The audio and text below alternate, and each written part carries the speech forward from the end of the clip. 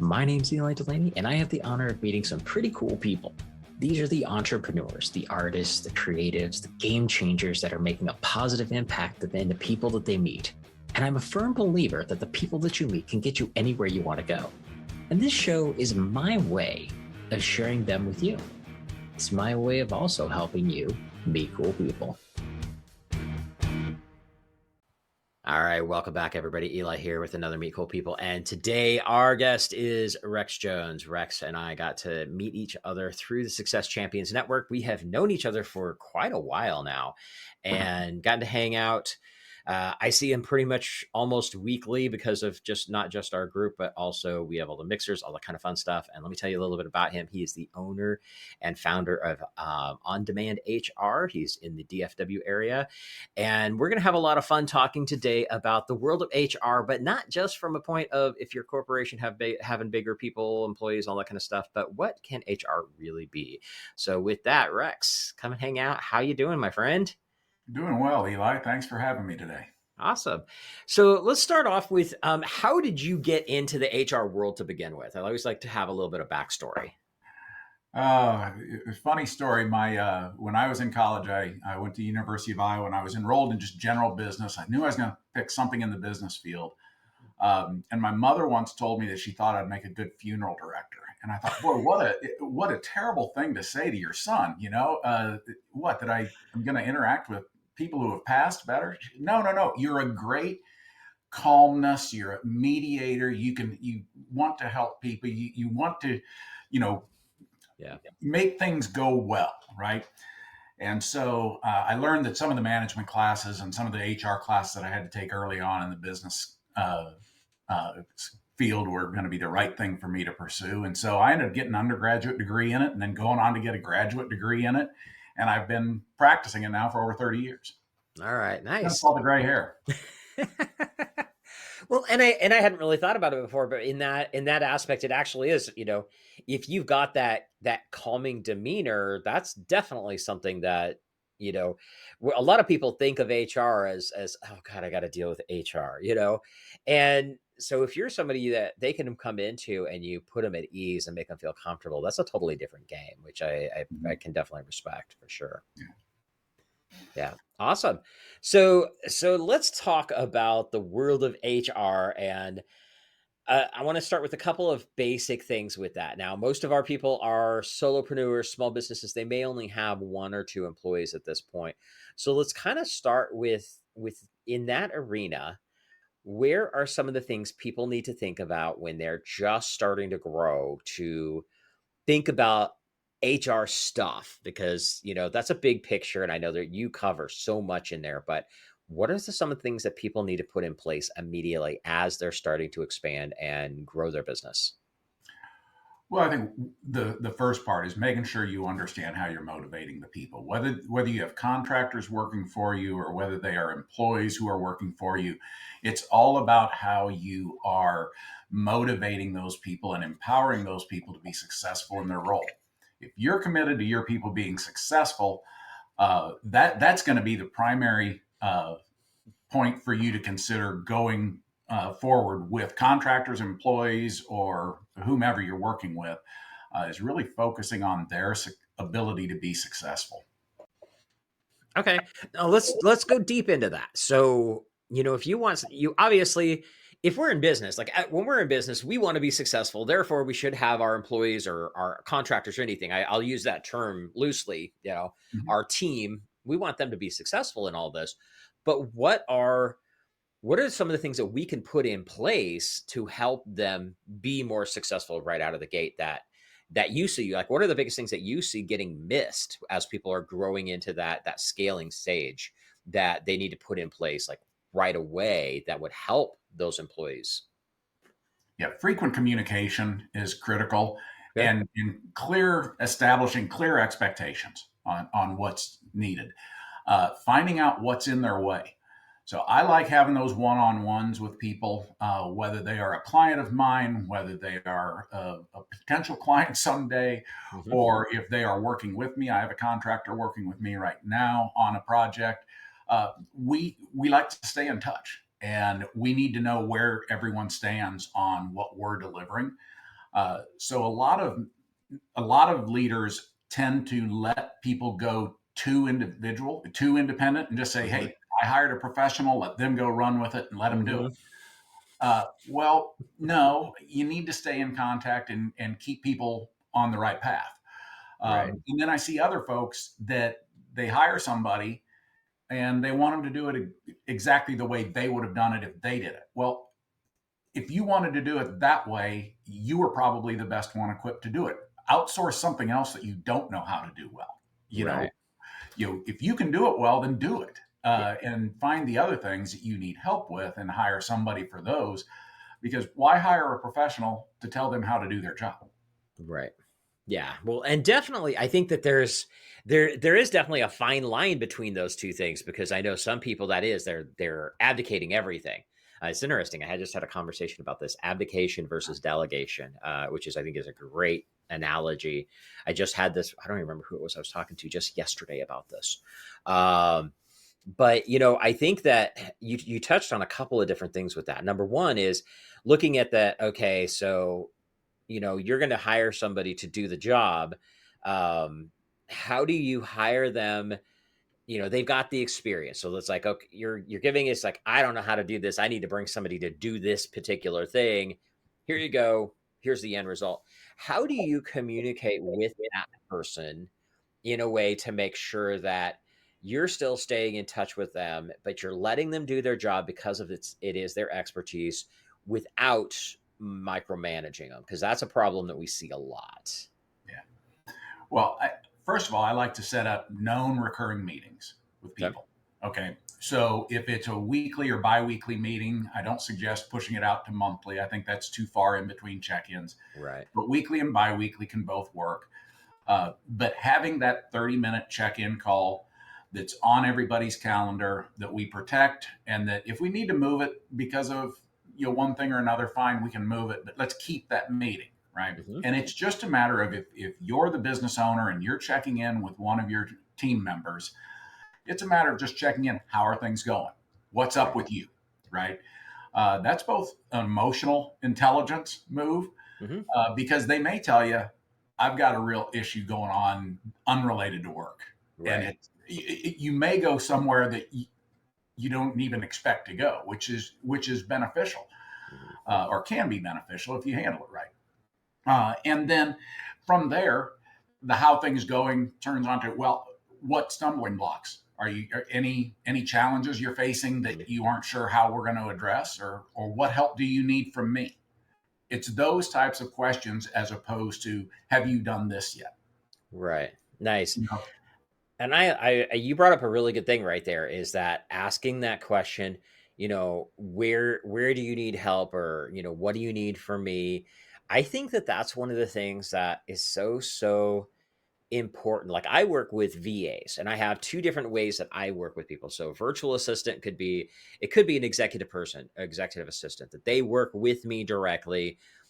I am basically, they are my assistant, literally the way it is. And then I also have an outsourced company that I work with that's more on the agency side, and they'll help me with some automation stuff. They help me with graphic design. They help me with website stuff. They're kind of a catch-all kind of thing. And there's a very big difference between those two type of people, where, because those guys, they are literally button pushers. They are there to do things exactly the way that I say to do them.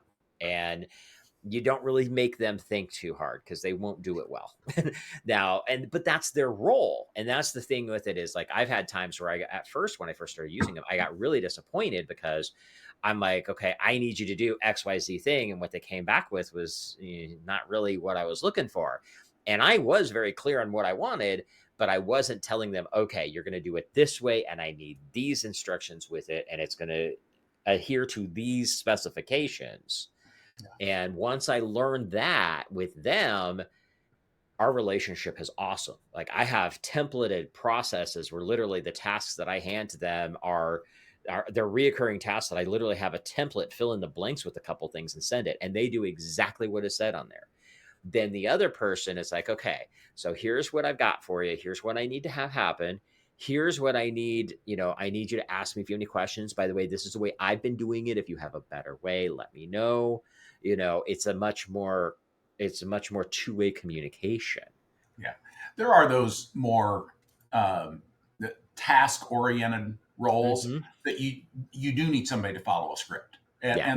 But the important part there is do what you did. Give them the script. Hmm. Give them the checklist. Right. Help them walk through it. Make sure they understand it. Again, you're setting them up to be successful the first time around. Right. So what do you need to do to do that? You set clear expectations, and sometimes that is scripting something out in certain Hmm. roles where it's very detail oriented. It needs to be done, step one, step two, step three. Yeah. Yeah. Very And true. I think that's, I mean, I think it's great to really bring this up and talk about this because even if you're hiring an employee to come in, they're going to come in kind of expecting you to have a process most of the time, unless it's like a brand new position that didn't even exist before. Mhm. Um, and I think it's a good idea that if you have it, like you're expanding, and this is the job you have done in the past, and you're now ready to hand that off to somebody, it is a good idea to have that SOP, the step by step process. But I do think it is very important to make sure you say, "Hey, this is the way we've been doing it. If you look at this and you think we can do it better, let's talk about it." And that's another thing too, from my standpoint. I've always looked at open the communication. Don't just do it. Let's talk about it. And then we can see what's going to be the better way. But that it really boils down to what you said at first is clear communication, which I think in today's world, whether it's vendors, clients, everything, even family, communication is the one thing that we've got to keep open. Yeah, and it's setting up your conversations. It's using the right tone when Hmm. you're having those check-in meetings. It's not tell me, have you done X, Y, and Z yet? Right. That is an intimidating kind of forceful approach. It's not a very collaborative approach. It's a very the king and his pauper kind of approach. Right. Whereas if you ask them, how is this going? Hmm. What progress can you share with me? Right. That's asking them to share their success. And if they don't have much to share, then we can say, well, what's in your way? Hmm. What's hindering you from being able to accomplish this? Let me know how I can help you. That does not mean you take over the responsibilities. Right. It means maybe you clear a hurdle that they are facing, but you don't remove the responsibility or the accountability to perform. Right.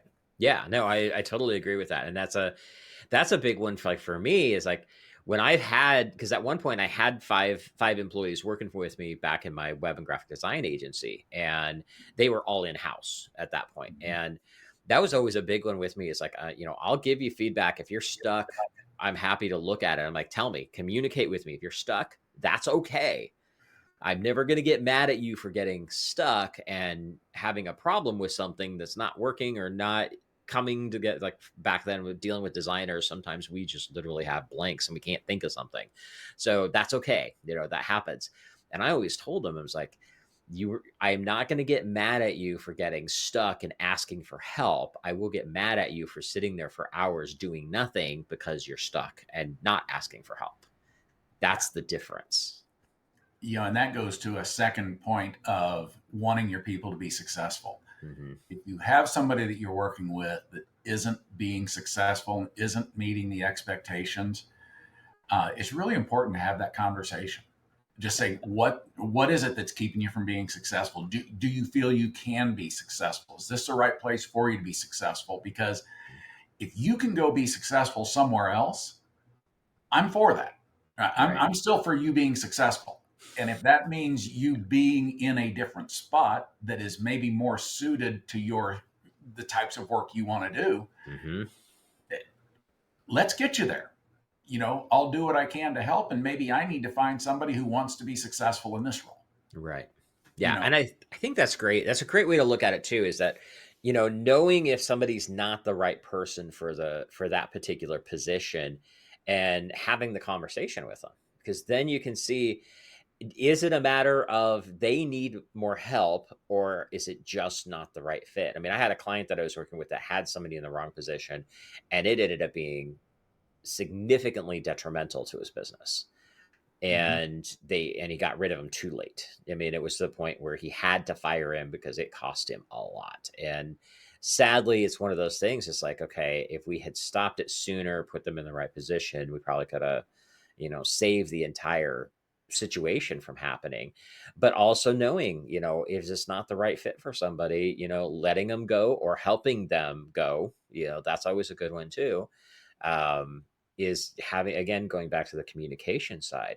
And, it brings up a question that I have for you, because I know a lot of people use, especially when it comes to the HR side of things, people are really jumping down the train of all the personality profiles and all that kind of stuff. So what is your take on that? And is there anything specific that you think people should be looking for with using personality profiles to help with finding the right fit employees? Well, get a reputable partner in doing Okay. it. And I certainly know a few people that I would trust in that space. Mhm. Understand how the assessment works and what it's really measuring. Of course, make sure it's validated. Make sure it's been through all the proper testing and such, and that it's valid. But and there's three types of validation. I'm not going to get into all that kind of stuff, but make sure that there's all three types of validation. And when you are using that, you make sure you're using the right assessment to help you find what you're really trying to find, Mhm. because you different assessments are measuring different things. Right. So it's really important to find an assessment that fits exactly what you're trying to measure. And there's a ton of them out there. So you can find one that does what you need. But Right. work with an expert. If you need an expert, I'll be glad to make anybody a referral to a true industrial organizational psychology expert who does the assessment world. So knows a Right. lot more about it than me. But make sure that you understand that assessment. The other thing is, as you're using assessments, use it to look for not only development areas in people, but use it to leverage their strength. Mhm. Um, strength finders really brought that to the attention of Mhm. the assessment world. Yeah. But there's a lot of different assessments that still emphasize what your strengths are. Even DISC and Myers Briggs, it shows where people are comfortable. Make sure that you're figuring out how to leverage that and understand how to communicate with people, because people like to be communicated with differently. Yeah. Yeah. I found that when I first learned about the different profile tests and stuff like that, what I learned about it was number one. Actually, for me, the most important thing was, for me, when I took the test, it helped me understand myself better, Mm-hmm. and so that was powerful. So I think that is something that, if I'm looking to bring somebody in, I think that that's something that's a almost, you should do it right out of the gate, so they can understand a bit more about themselves and how they think. Because that's, if they're good, if they're going to be a good person, they're going to be like, oh, wait a minute, this explains some things about me and how I deal with life. And Mm-hmm. then you can turn around and look at that and go, okay, this is, they're an awesome person, but they're not right for this position, but they might be really good over here instead. Exactly. And you can find a lot of that stuff in that aspect, that, for me, I found it really important. And I think the number one thing when it comes to bringing somebody into, to be part of your team, is, more so than anything else, have them take the test, and you need to make sure you have taken the test as well, because don't ever hire somebody who is the same as you. Yeah, we that do that is a tend that's a to, recipe for disaster right there. but we naturally, all of us, gravitate towards people who look, talk, sound Hmm. like us, right? Yeah. And have similar interests, have similar lifestyles, and that isn't a good thing to base a hiring decision on. Right. No, absolutely. And I found that that's one of the things, like, for me, is looking at that, because you don't want somebody who's just like you, because you have your strengths and you need to hire somebody who has your weaknesses. Mhm. And if you have two people that have exactly the same strengths, all the weak stuff's still not getting done. And that's where I've seen that before. And I fell down that rabbit hole to begin with. One of my first hires was that way. When I first started working with them, they thought so much like I did, which was awesome, because we could talk about all kinds of cool stuff. And from a personality standpoint of, our relationship was awesome. But at the end of the day, the stuff that I really needed the help with wasn't really getting done because they were too busy doing big picture ideas like me. Yeah. And we needed the details taken care of. And so I think that's something that I would say, if you know nothing else about that stuff, have them do one or two personality profiles and to make sure you do those same ones, and don't hire somebody who has the same as you, because that will be a recipe for disaster. Yeah. One that I recently just took was Working Genius from Patrick Lencioni. Okay. It's a $25 assessment that anybody can take, Hmm. easy, online, cheap, but it focuses on 6 core competencies of work. And I'm good at 2 of those, and I'm not good at 2 of them, and I'm okay at the middle 2. Hmm. And so, fortunately, my wife is really good at the 2 that I'm bad at. And Hmm. so I oftentimes ask her for help on things Right. uh, when I need that kind of help.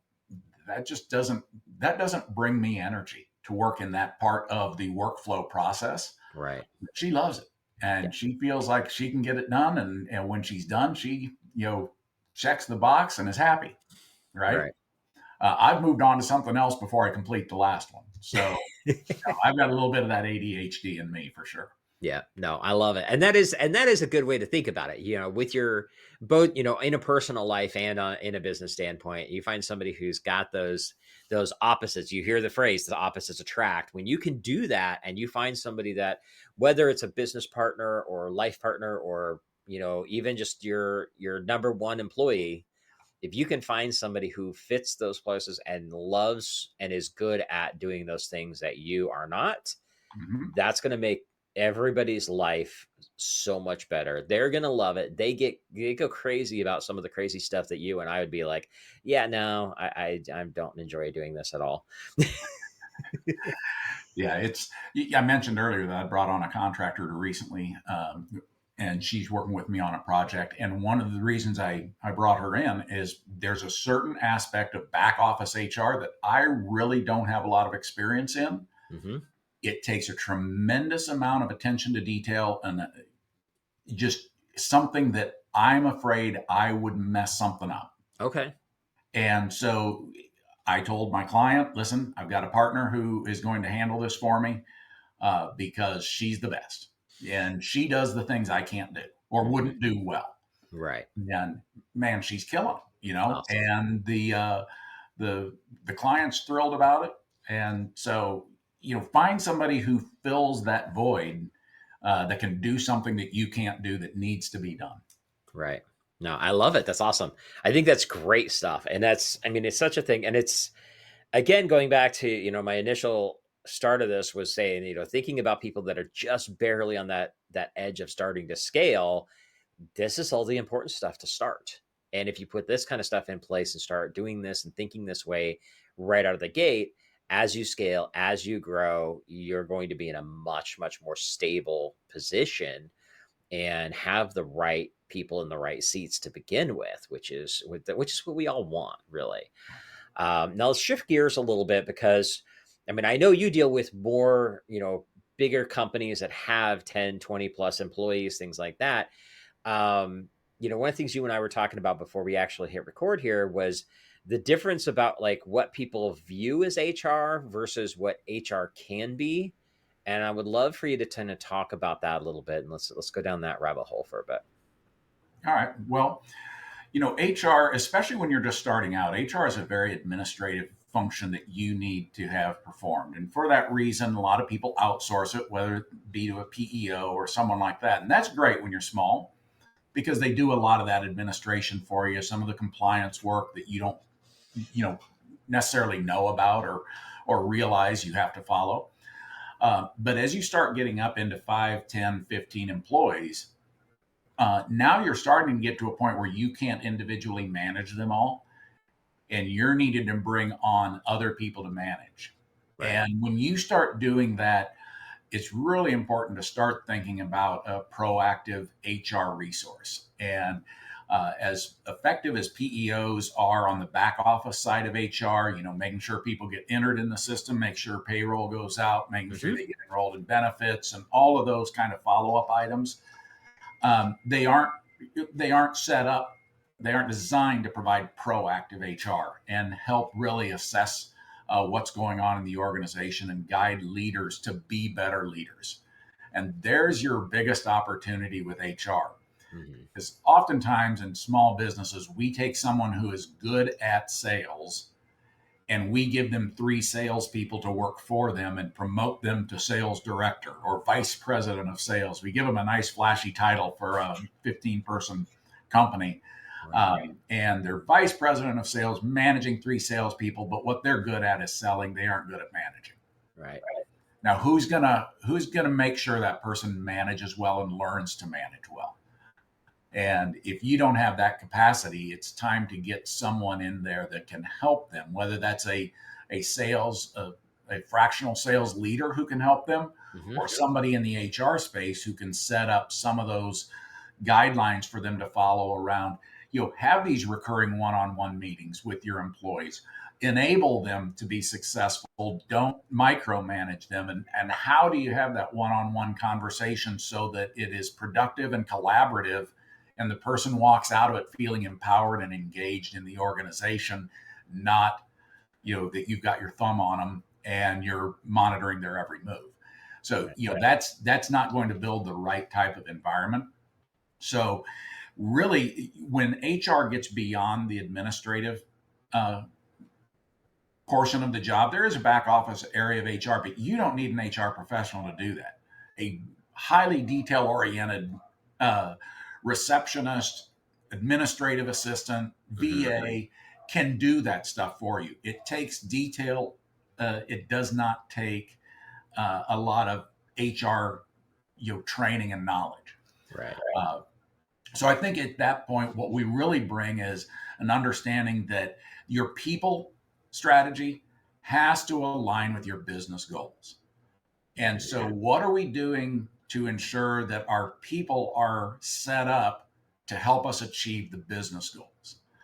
And drawing that parallel is really critical. Um, a lot of people also view HR as the risk police and that we're totally risk averse. I consider the HR business just like any other aspect of the business. We take risks every day, and Right. sometimes we need to take them in HR, and that sometimes means getting rid of a troublemaker employee, even though we haven't gone through steps 1, 2, 3 to properly document everything. Sometimes that's just worth the risk. Mhm. If it's enough of a problem in the organization, it's costing you more to have them here than the risk of any lawsuit. So unless it's something really super egregious that you have done, sometimes you just need to take that risk. Right. And I understand that. And I think a quality HR professional is going to help you recognize when it's time to take the risk. Awesome. I love it. Good stuff. And it's, it is one of the things you did bring up in that I want to kind of touch on for a second before we start wrapping up here is always be aware, just because, like, as an example, the salesperson that you used, they might be amazing at sales, but they may not be a great sales leader and like the management side. And I think that is something people do need to stop and be aware of before they put somebody in that position. Because I've seen it multiple ways. I've seen people that are really good at doing a thing. For me personally, like as a speaker, I see a lot of people that when you get them down into the dirt and they're nitty gritty doing the thing, they're amazing at it. But you put them on a stage to teach it, and they can't teach. It has nothing to do with the fear factor. We're moving that from the issue, but they can't teach it, and it's not because they don't know it, because they absolutely know it. But some people, that's not their skill set, and I've seen that in companies as they start growing. Again, your example of the salesperson who became the sales manager, and they either didn't have the skills or they didn't have the personality for it. And for me, I'm a big one is like, if you're planning, if you think somebody could be a potential manager or leader or division lead, whatever you want to look at it, I'm a big fan of start teaching them the steps a little bit at a time before you ever put it out there of, hey, why don't you do this? Because it's a much easier way to figure out. You can backtrack quickly and easily if you need to, as opposed to throwing them in the position and then having them fail. Absolutely. And there's a lot of resources that you can put around folks. But I think a good time to check in with a true HR professional is about the time when you start delegating managerial responsibilities to other people in your Mhm. organization. Yeah. Awesome. I love it. Well, this has been cool stuff, my friend. I knew you were going to share some good wisdom for everybody. Final two questions. The last one's the easy one. How can people get a hold of you? But before that, the one thing I always ask every one of my guests is this is the Meet Cool People show. So I would love to hear, what does Meet Cool People mean to you? I think finding the right people to network with and hang around with. Success Champions has been great for me. Meeting people like yourself, meeting the other members of the group. The biggest thing is cool people tend to want to help others.